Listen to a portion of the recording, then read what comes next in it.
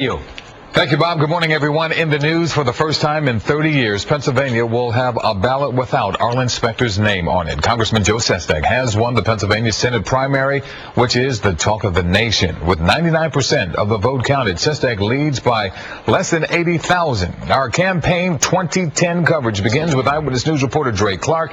He's at Market East Station right now in Center City with more. Dre, good morning.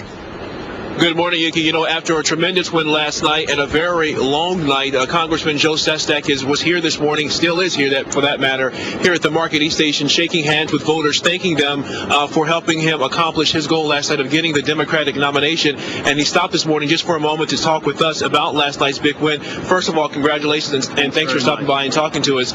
In the short time that you've had this morning to kind of reflect, what do you think in terms of how your campaign evolved? What do you think it is about your method and your message that really resonated with voters and got them to get out there and vote in your favor yesterday? It was a lot of hard work. Pennsylvanians are pretty hard workers, and they know they've been really hurt by this economy, and they don't trust Washington, D.C. And what I told them is, look, I'm not going to run for my own congressional job, because I want to show it's not about my job. It's about fixing Washington, D.C. that I agree with you is broken, and I promise you, I really do, to be a public servant and not make deals just to keep my job. And so I honestly think that's what it was. We've got to change the policies in Washington, D.C. that favored Wall Street, large corporations, and didn't help families, working families, and those here in Philadelphia that want to work. That's the issue. When you made your announcement that you were running last summer, many people thought you're running against Senator Arlen Specter. It's kind of a battle of David versus Goliath. Over time, certainly that sentiment changed.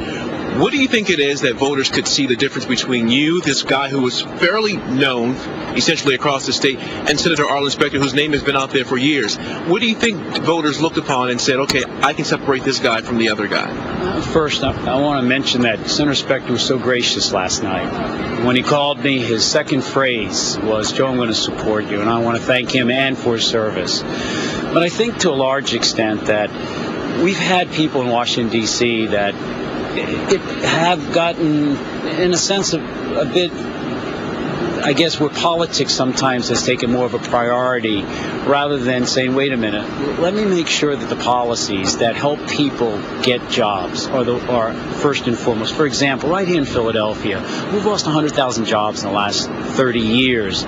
Small businesses have disappeared, but small businesses create almost 80% of all jobs. So I'm on the Small Business Committee, and I intend, where the majority of Pennsylvanians work, to focus on that. That's the change. It really is about a change. Literally, we can do this. But there's not a lot of margin for error. There's China, there's India. And letting people know that no matter what, even if I lose my job, I'm going to do what's right for them. And I think that's what they heard. There is a clear divide within the Democratic Party right now, specifically here within the state.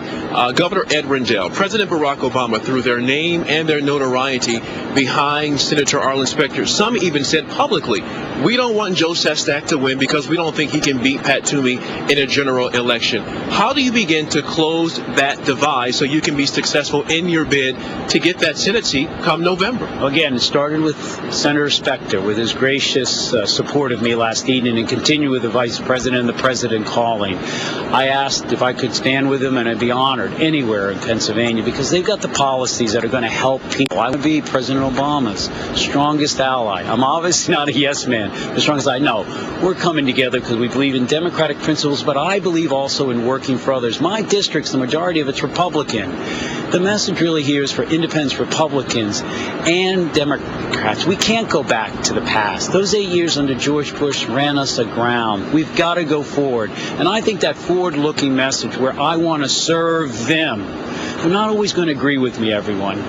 But I think I can maybe earn their trust so that I can have the opportunity to get those policies focused on where people work, educational opportunity, and health security. That's what I want to work on. And I don't think there's a question we're coming together. All right, Congressman Joe Sestak, again, congratulations and grateful for your time this morning. Thank you. Congressman Joe Sestak here this morning, shaking hands here at the Market East Station after a very big win last night, but he knows that the next 6 months will be very important. And he told me this morning he's wasting no time getting back on the campaign trail, crisscrossing the state, making sure to try and ensure as many votes as possible. So come November, he will be the victor and claiming that U.S. Senate seat, which will be vacated by longtime Senator Arlen Specter.